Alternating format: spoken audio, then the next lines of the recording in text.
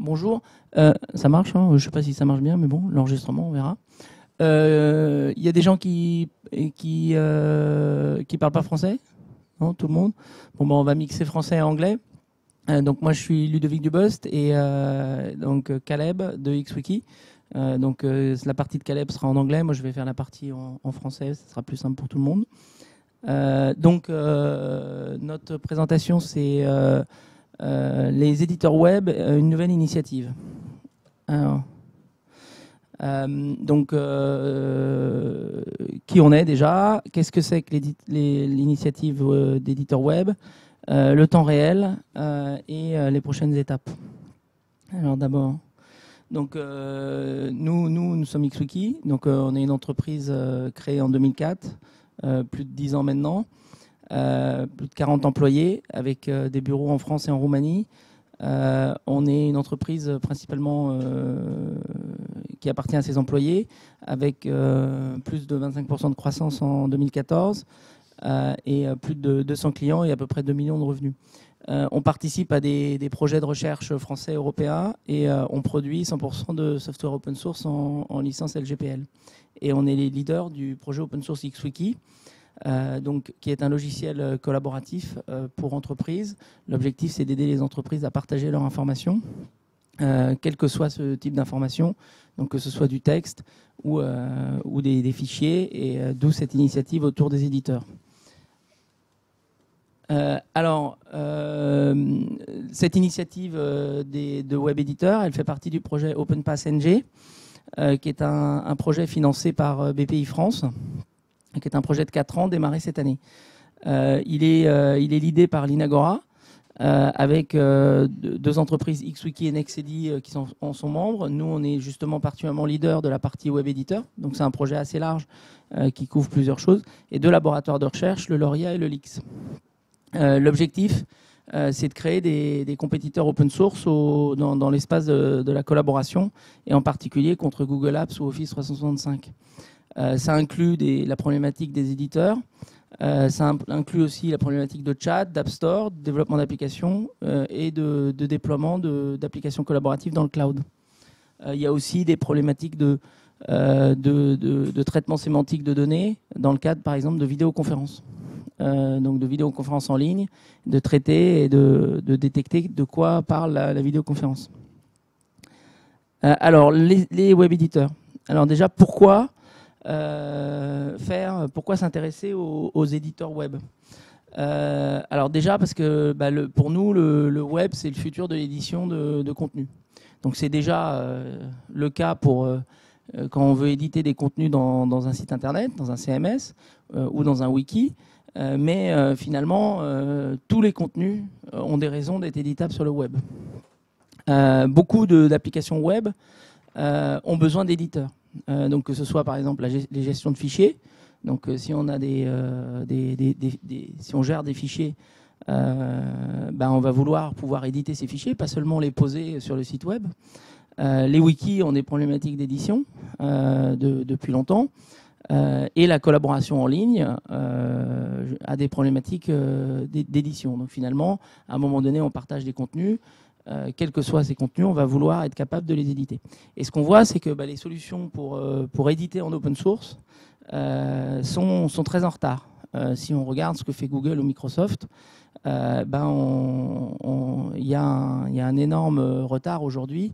Alors pas tant sur l'édition d'un document HTML simple, que sur l'édition d'une feuille de calcul, l'édition d'une présentation, d'un dessin ou d'autres choses. Et c'est un sacré boulot. C'est-à-dire que finalement, beaucoup de software en ont besoin, y compris nous, par exemple, chez XWiki. Et on se rend compte que c'est un travail très, très important. Alors, quels sont les besoins dans le cadre de ces éditeurs? Alors, éditer de l'HTML, c'est le premier besoin et qui a été identifié assez tôt, finalement, puisque dans un CMS, on a envie d'éditer une page web. Et donc, c'est le premier besoin. Mais au-delà, donc un document HTML est un document texte multimédia. Mais c'est pas tout à fait la même chose qu'un document Office, un document Word. Et là, en fait, on se rend compte qu'il y a un besoin d'éditer quasiment tous les formats qui existent dans Office. Donc, une présentation, un fichier Excel, un fichier Office qui a des en-têtes et des bas de page, des hauts et de bas de page, qui a une table des matières, ou ce genre de choses qu'on ne va pas forcément retrouver dans un document HTML. Qu'on pourrait retrouver dans un document HTML, mais qu'on ne retrouve pas dans tous les documents HTML. Des dessins, ce genre de choses. On a un besoin de compatibilité avec Office. C'est-à-dire finalement, les utilisateurs, ils disent très bien, mais moi je veux pouvoir récupérer mon document dans ma suite Office locale, que ce soit une suite open source ou une suite propriétaire. Et on va vouloir une compatibilité avec ça. On a un besoin d'édition en temps réel. C'est-à-dire que finalement, on ne veut pas seulement pouvoir éditer individuellement, mais on veut pouvoir éditer à plusieurs. On a besoin de pouvoir embedder ces éditeurs, donc les intégrer dans n'importe quel soft finalement. Donc il ne s'agit pas juste d'avoir un soft qui est capable d'édition, il s'agit de dire comment je peux le mettre là où sont mes utilisateurs, ou l'intégrer à un endroit d'un autre logiciel web. Et aussi de l'utiliser comme un web service. Donc c'est de se dire, ok, on a une plateforme qui est capable d'éditer, est-ce que je peux, moi, dans mon application, aller demander d'éditer ce fichier et de récupérer le résultat de cette édition. Donc ça, c'est les besoins qu'on a identifiés. Alors, quelles sont les solutions existantes?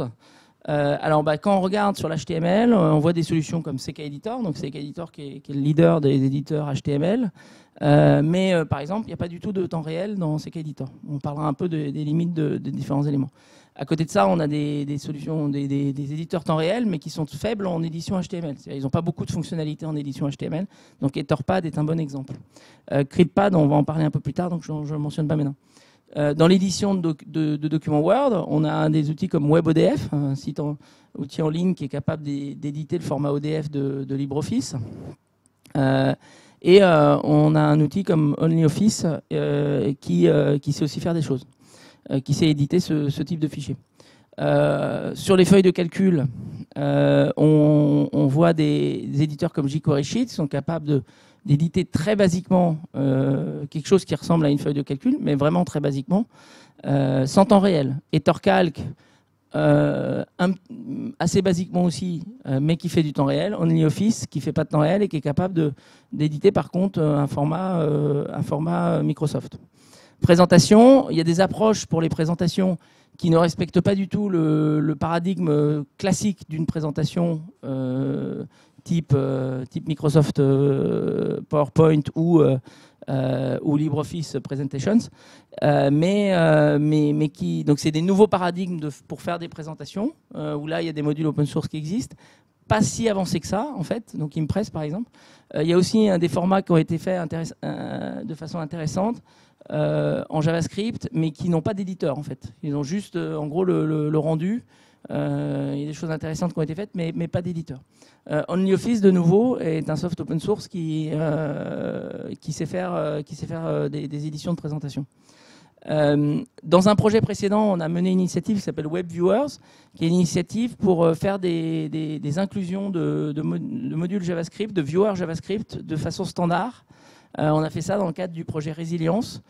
Donc ça existe sur webviewers.org et c'est un format standard pour aller intégrer un viewer ou éditeur dans un autre logiciel.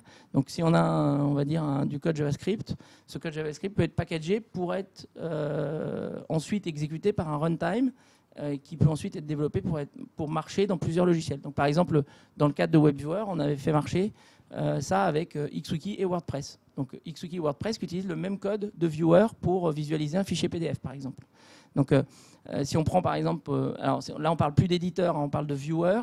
En fait, pour visualiser des PDF sur Internet, il y a un module assez sympa qui a été fait par Mozilla PDF.js, qui commence à être pas mal utilisé. Mais finalement, chacun qui va vouloir l'intégrer, il va devoir s'adapter à la façon dont PDF.js est exécuté. Et il va devoir se débrouiller pour intégrer PDF.js lui-même. L'idée de WebViewer, c'était de faire une seule façon de l'intégrer. Et finalement, on met PDF.js dans cette façon. Et si vous arrivez à intégrer WebViewer et qu'il y a un WebViewer PDF, ça marchera. s'il y a un web viewer Excel, ça marchera. S'il y a un web viewer PowerPoint, ça marchera. Donc l'idée, il est de dire de faire un layer standard pour loader un viewer ou un éditeur. Donc ça, c'est une base de travail intéressante. Alors, qu'est-ce qui manque beaucoup? La partie real-time est assez manquante. En fait, on a des expérimentations real-time, Etherpad est un bon exemple, mais en fait, les approches utilisées sont limitées parce que finalement, elles ne permettent pas facilement d'ajouter des nouvelles features. C'est-à-dire que finalement, pour ajouter plus de fonctions d'édition dans un Etherpad, faut quasiment remettre en cause la façon dont le real-time est fait. Et ça, c'est problématique parce que finalement, on ne voit pas l'éditeur progresser parce qu'on est bloqué de ce côté-là. Donc, quand il s'agit de faire du real-time sur des formats complexes, il faut des technologies adaptées. Il manque plus d'éditeurs solides open source, donc à la fois document Word, spreadsheet, présentation, et tout ce qui est embedding est quasiment inexistant. C'est-à-dire que finalement, quand on voit un module qui sait faire quelque chose, il a sa propre API, sa propre façon d'être intégré, et en fait, il faut tout refaire à chaque fois pour le faire. Et c'est valable aussi d'ailleurs, si on a des web services qui savent faire des choses, chaque API est propriétaire. Donc par exemple, supposons qu'on se dise, tiens, moi, je vais utiliser Google Apps pour aller faire éditer les documents que j'ai chez moi. Bon, très bien, vous avez une API pour envoyer votre document à Google Apps. Vous voulez faire la même chose avec Microsoft, c'est une autre API. Donc finalement, à chaque fois, chaque intégration redemande de recommencer le boulot de zéro. Alors les difficultés, c'est que tout ce qui est real-time doit être mis en œuvre à la fois côté client et côté serveur.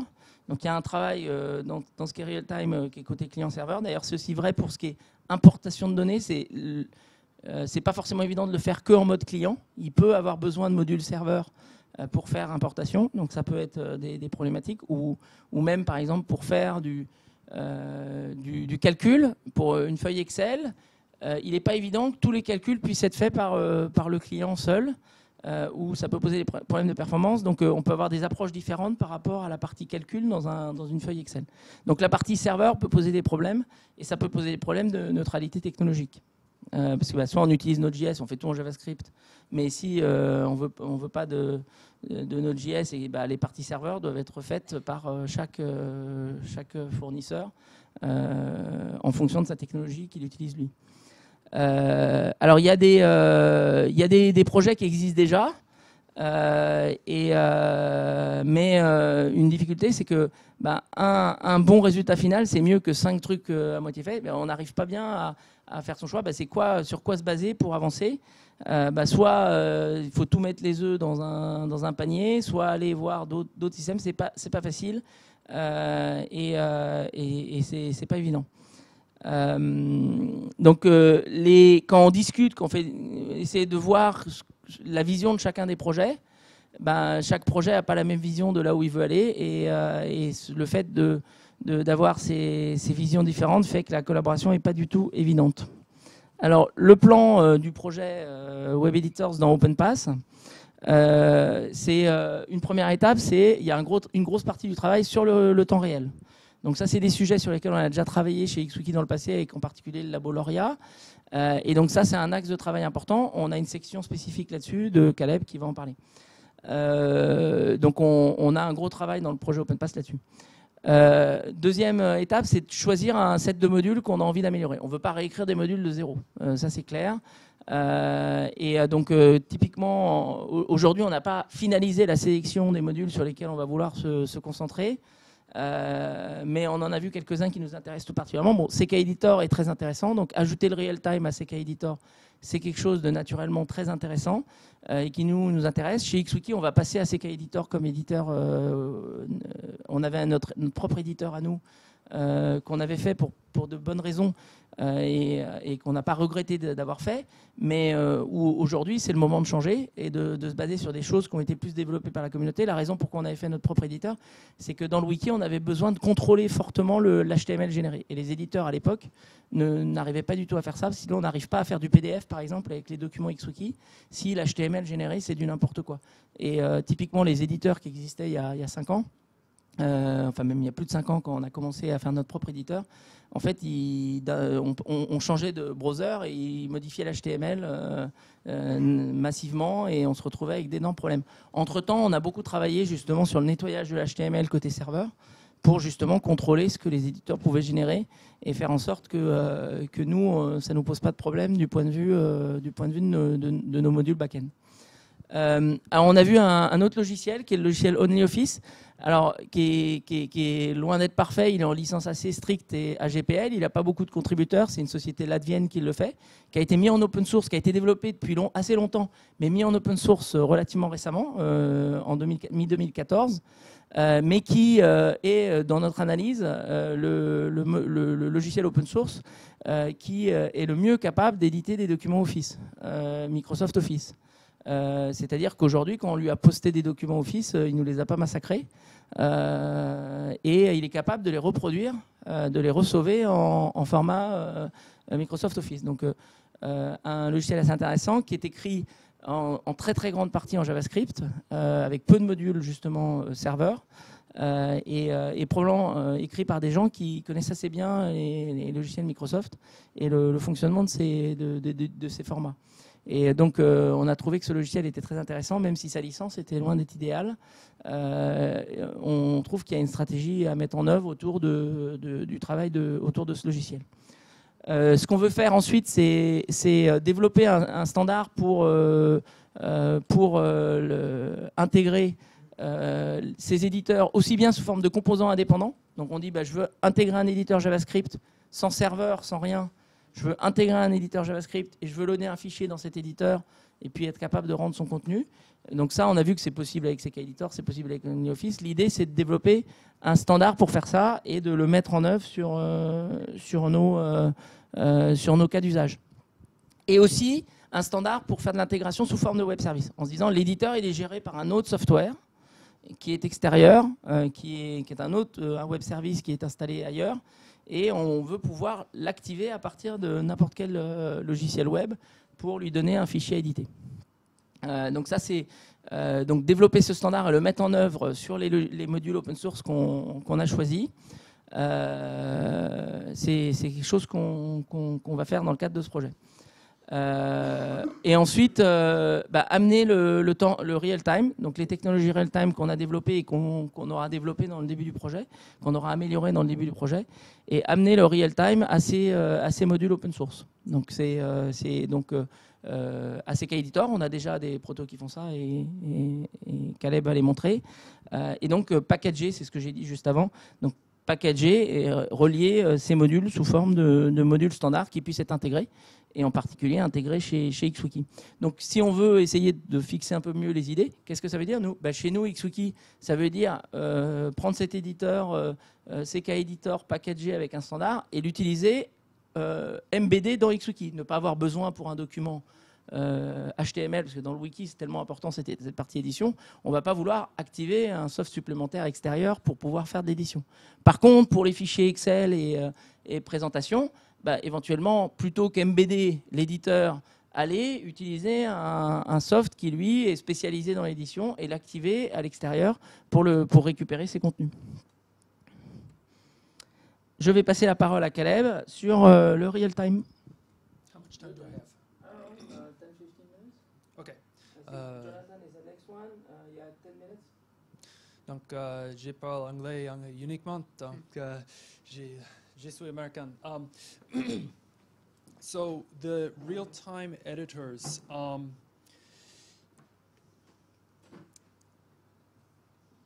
So, we've worked on a number of different types of real-time editors.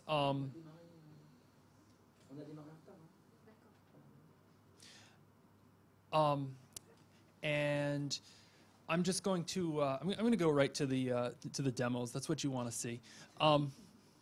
So.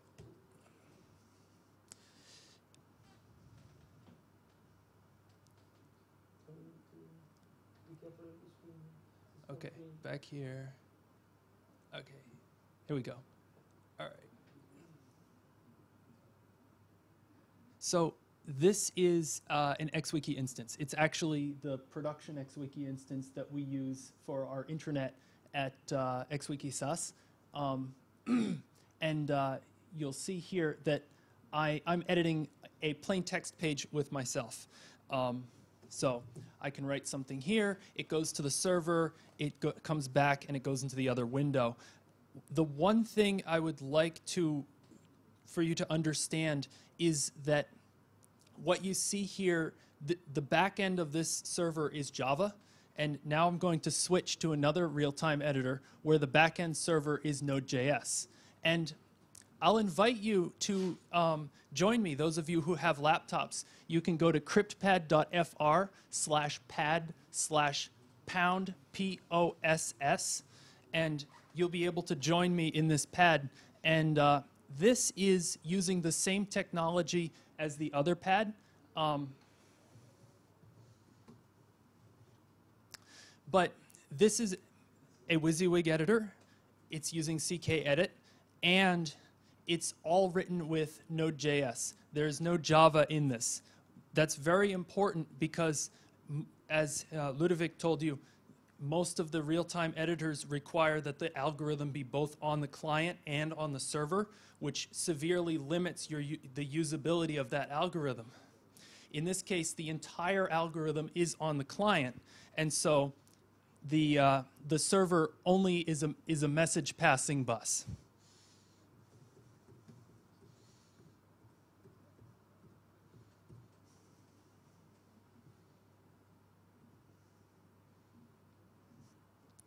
So a very important part in this editor is its ability to have any WYSIWYG feature. So it's not a limited set of WYSIWYG feature. If we compare to Etherpad, it has a system to support any insertion of any HTML in the editor. So there can be conflicts depending on exactly what you do. But for basic stuff, you won't have any conflicts. You could type at the same place and stuff like that. If you insert a large block of HTML, while somebody else is deleting it, potentially it will be refused. By the way, that script will work, just not that way. And that was an intentional decision. We decided that we didn't intend to protect the user from themselves. So let me go back to the presentation. So CryptPad is actually public, so you can Yep. use it in any way. Yep. And it's secure. Basically, the POS is the password of your pad. POS is the password of your pad. By default, it can be a long string so that people cannot guess it. So it's a bit like EasyCrypt for just text that you share, and it's a secure pad. Right, and the important thing is that this is actually an encryption key, and by default it will pick a really long key, and it's random, chosen in your browser, and because the server is a message passing bus and nothing else, the server cannot actually see what you are typing in the document. That's a unique feature of CryptPad which no other real-time editor has. With, for example, Google Docs, there's simply no way to keep Google with that algorithm from seeing what you type. So,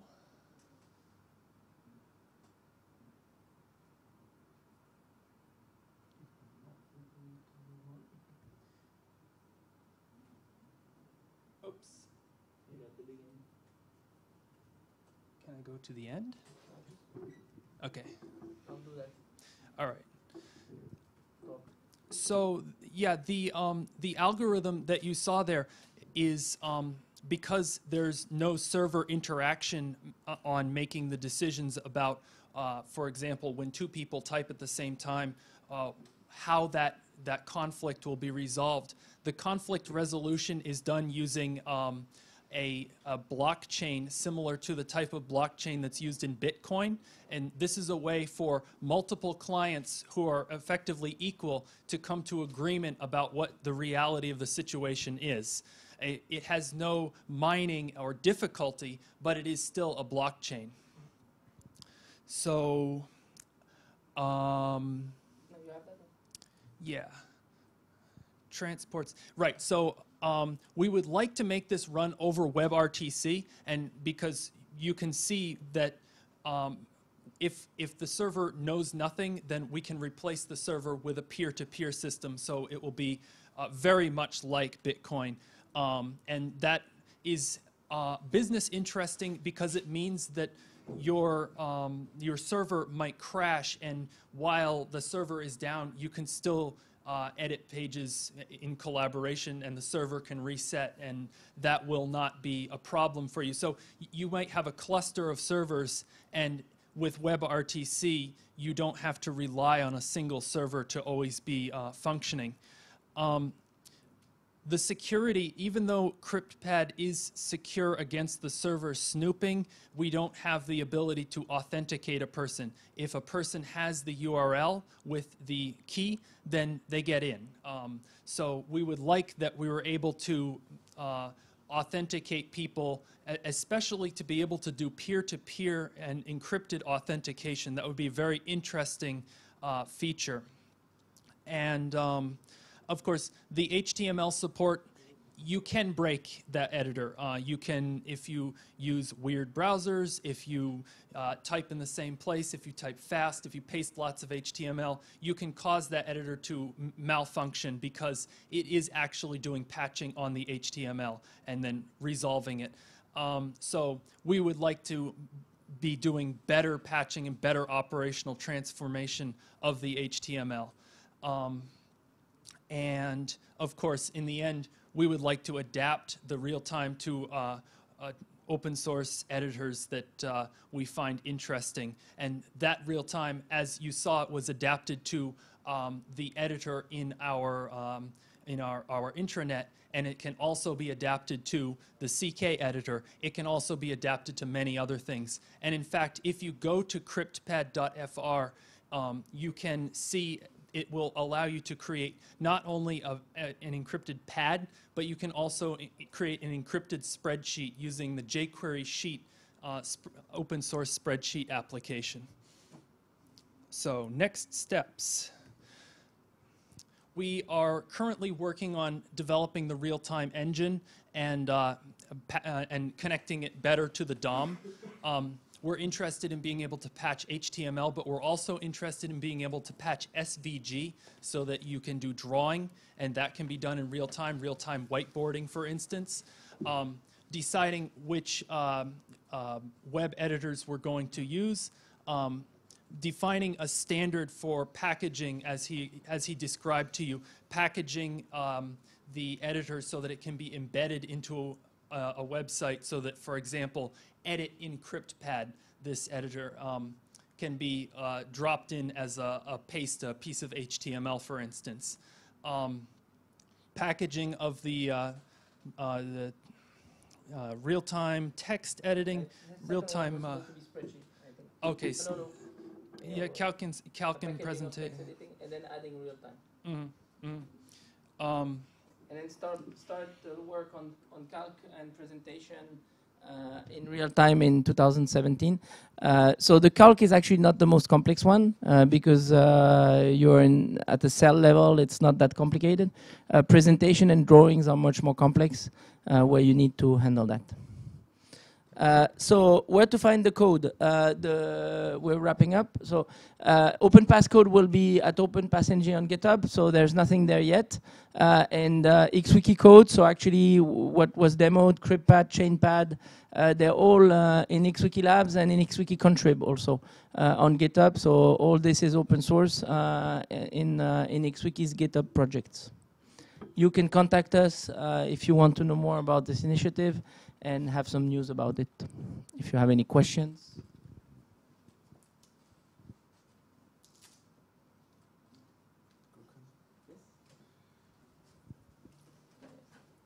Thanks. It's really cool. We look forward to it. Have you considered using Prose Mirror? Do you know about Prose Mirror? Prose Mirror. Obviously, I haven't because no. I only know Code Mirror at this point. A Code Mirror? Prose is a follow-up of Code Mirror? Yes, So focusing. there is one thing that we didn't mention is as part of OpenPass we have a Web IDE module in XWiki where we're also adding. So we're adding real time to CodeMirror. Oh, you do? Yeah, it's in progress right now. Oh, but Prose is in beta version. a bit of it's where there's a demo online. Just gave it a try. He raised. And they're adding real time to it. Okay. In a follow up of CodeMirror. Well, we have to look at it. We haven't looked at it at this point. We have CodeMirror is already existing in XWiki. Yeah, if you add the auto completion module, you will have CodeMirror. So you will have. So you add auto completion module, and you have auto completion and syntax coloring in XWiki. We have another module that's called X Web IDE, which has been started a couple months ago, and which is already quite functional, which uses syntax coloring, but you can have multiple pages as tabs, like an IDE, and you can edit them. And we're in progress of adding the real time on top of that, and so that will mean also adding real time to CodeMirror. Yep. As part of this project, real time CodeMirror is. Yeah, but we will look at that one. So one of the things we've seen in real-time modules is that it can look easy to add basic real-time to an app, like you could do it anyway. The problem is that scientifically they're not always very accurate. So Etherpad is a good example. We looked at it, and the problem is that when you go deep in the code, it looks very sexy. They have a lot of user base, lots of people. It does the job for what it does, but it doesn't have a big future in terms of adding complexity to the editor. You're kind of stuck, and at some point they will need to remove the real-time module that they have to put another one, because the one they have cannot work. There are basically three ways to do real time. The way that was popular in 2008 when Etherpad began was that for each button that you put into your editor across the top, bold and italic, you had to create an operational transformation, and you needed to create an operation for each possibility of one person clicking a button and one person typing, one person clicking, one person deleting, one person typing, one person deleting. So every possible pair of operations that could happen at the same time needed to have a solution, a solver for that. So every time you added a button, it would expand the matrix. That is no longer the most popular method. Now the most popular method is to represent the document as a model, a simplified DOM model. That is how Google does it, and for them, it works quite well, but there are other problems where you just can't represent the full document with all of its features in that simplified DOM model. And the way that you'll see in CryptPad is actually, it's a representation of the entire DOM, and that's why we have to adapt it to each browser. Okay, I think we have to free the zone.